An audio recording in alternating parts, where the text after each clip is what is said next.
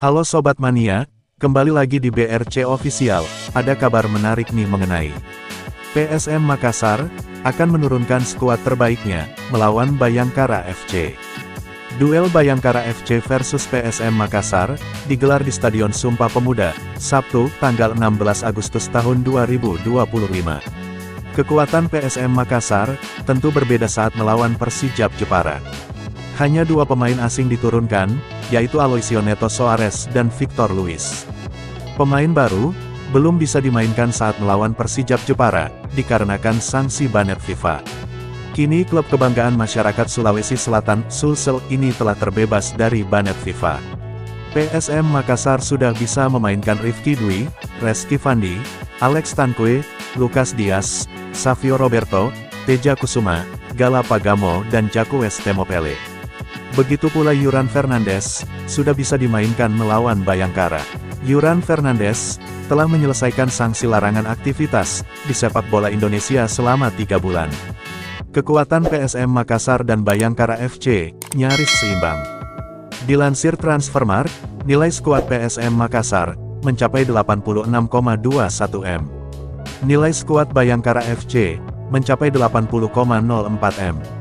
Keduanya, meraih hasil kurang bagus, pada pekan pertama. PSM Makassar ditahan imbang 1-1, oleh tamunya Persijap Jepara, di Stadion B.J. Habibie, Parepare, Jumat, tanggal 8 Agustus tahun 2025, malam. Sedangkan Bayangkara, takluk 1-0, saat melawan ke markas Borneo Samarinda FC, di Stadion Segiri, Samarinda, Kalimantan Timur, Jumat. Kekalahan itu, membuat Bayangkara di urutan 14, dengan 0 poin. Pengamat sepak bola Syamsuddin Umar mengatakan, dibolehkannya PSM Makassar daftar pemain, menjadi angin segar. Klub kebanggaan masyarakat Sulawesi Selatan, Sulsel ini, harus tampil lebih bagus lagi lawan Bayangkara. Lantaran saat melawan Persijap, dengan materi seadanya, PSM Makassar nyaris menang. Pertandingan awal, hanya dua pemain asing, itu sudah kelihatan kekuatan PSM Makassar. Apalagi kalau 7 pemain asing, katanya saat dihubungi Tribun Tanda Hubung Timur.com, Selasa tanggal 12 Agustus tahun 2025. Ia yakin, bertambahnya kekuatan pasukan Ramang, berpeluang memberikan kejutan bagi Bayangkara. Namun, penambahan kekuatan ini, perlu dibarengi dengan perubahan kualitas individu, unit dan chemistry tim. Bagaimana organisasi menyerang, bertahan dan transisi, tambahnya.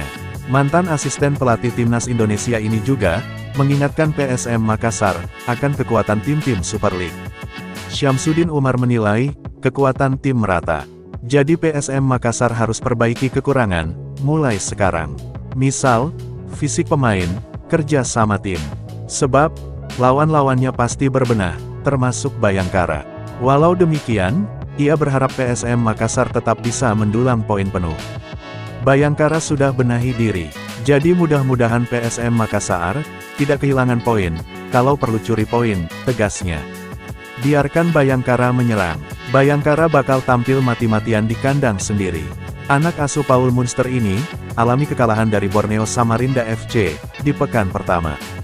Bayangkara tumbang 0-1, dari Borneo di Stadion Segiri Samarinda, Kalimantan Timur, Jumat tanggal 8 Agustus tahun 2025, malam. Bayangkara pun harus puas, berada di peringkat 14 dengan 0 poin. Sedangkan PSM Makassar, berada di urutan 10, dengan 1 poin. 1 poin diperoleh Juku Eja, usai ditahan imbang 1-1, Persijap di Stadion B.J. Habibie, Parepare, Jumat tanggal 8 Agustus tahun 2025. Syamsuddin Umar menyebut, Bayangkara pasti tak mau lagi kehilangan poin. Apalagi, berstatus sebagai tuan rumah.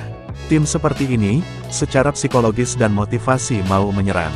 Kondisi ini, perlu dimanfaatkan PSM Makassar. Caranya dengan membiarkan mereka menyerang terus, lalu PSM Makassar lakukan serangan balik. Itu taktik harus dilakoni, supaya bisa dimanfaatkan dengan motivasi, Bayangkara menyerang. Kalau menyerang, manfaatkan ruang terbuka di belakang, pungkasnya. Nah itu dia sobat untuk update kabar hari ini. Bagaimana pendapat kalian sobat? Tulis pendapat kalian ya sobat, dan jangan lupa like, komen dan subscribe.